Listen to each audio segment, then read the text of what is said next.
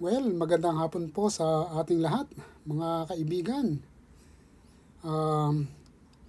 Mainit-init na balita pa rin, no, hanggang ngayon, ang pagkaka-impeach ni Vice President Sara Duterte sa Kamara.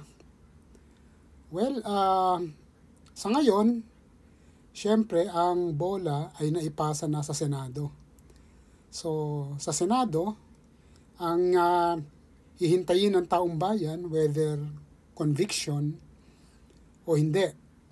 So, ang tanong, may kabutihan bang maidudulot ang posibilidad, no, na magkaroon ng conviction sa Senado patungkol sa impeachment na inihain ng Kamara sa buong bayan? Well, titingnan po natin. Kung pagbabatayan, no, yung articles of impeachment, I think 12 sila, talagang may strong possibility na magkaroon ng conviction sa Senado base na rin, no, sa investigasyon na nangyari sa Kamara. Kung magkakaroon man ng conviction sa Senado, which I think, no, malaki yung posibilidad at siguro magkakaroon ito ng positibong impact, no, sa bayan. Well, sa paanong paraan? Well, dito may ipapakita, no, na ang batas ay walang kinikilingan.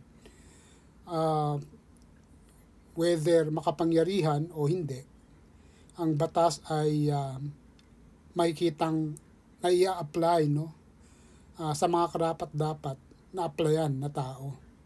So, yon yung isang nakikita nating positive effect, no, na kung magkakaroon ng conviction sa Senado. Well, ang ikalawa, siguro, kung sino man yung maia-appoint, no, ng Pangulo na magiging pangalawang Pangulo, siguradong magkakaroon ng unity, totoong unity, at magkakaroon ng pagtutulungan, no, sa gobyerno. So, beyond those two possible positive impacts, no, na pwedeng mangyari, wala na ako nakikitang mabuti pang magiging dulot nito. Pero sana lang, no, ay magkaroon ng mas magandang direksyon ang takbo ng ating lipunan, no?